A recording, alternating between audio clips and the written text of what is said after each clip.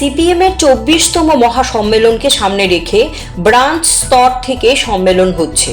দেশের মধ্যে ১ লক্ষ ইউনিট রয়েছে, সদস্য সংখ্যা ১০.৫ লক্ষ। তারা ব্রাঞ্চ থেকে কেন্দ্রীয় কমিটি পর্যন্ত বিভিন্ন সম্মেলনে অংশ নেবেন। কথাগুলি বলেছেন সিপিএম এর রাজ্য সম্পাদক জিতেন্দ্র চৌধুরী। ভারতের কমিউনিস্ট পার্টি মার্ক্সবাদীর ৫তম ডুকলি মহকুমা সম্মেলন অনুষ্ঠিত হয় দলের জেলা অফিস ভানু ঘোষ স্মৃতি ভবনে।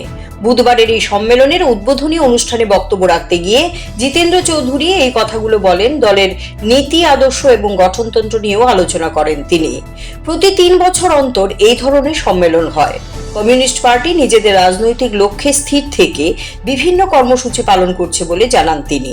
অনুষ্ঠানে প্রাক্তন মন্ত্রী মানিক দে, রাজ্য কমিটির সদস্য সুধন দাস, পবিত্র কর সহ অন্যান্যরা উপস্থিত ছিলেন।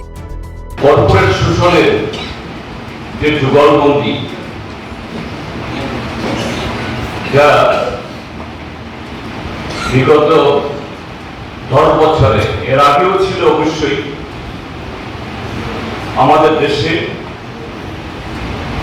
দেশের সংখ্যাগরিষ্ঠ মানুষের জনজীবনের উপরে বহুবিধ যে সমস্যা, আক্রমণ প্রায় প্রতিদিন নতুন নতুন কায়দায় যখন আরো বেশি সংগঠিত করছে, এরকম একটা সময়েতে আমাদের পার্টি ২৪তম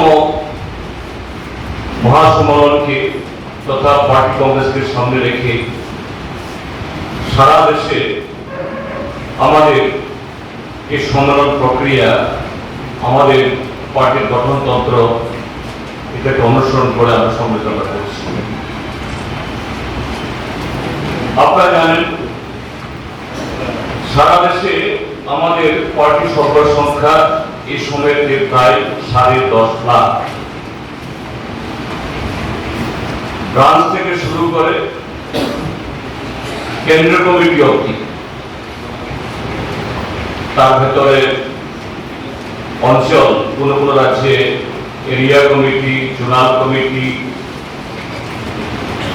মন্ডল কমিটি, আমাদের রাজ্যেও এরকম মহকুমা কমিটি, জেলা কমিটি, রাজ্য কমিটি। তো এরকম প্রায় ১ লক্ষ ইউনিট, অর্থাৎ এই ১০.৫ লক্ষ আমাদের পার্টির সদস্যগণ, তারা এরকম ১ লক্ষ বা তার থেকে বেশি এরকম সম্মেলন প্রক্রিয়ার মধ্য দিয়ে আমাদের এই পার্টি কনফারেন্সের সাথে যুক্ত হবে। তো আমাদের এই সম্মেলন গঠনতন্ত্রকে অনুসরণ করে। CRI TV, channel for news and entertainment.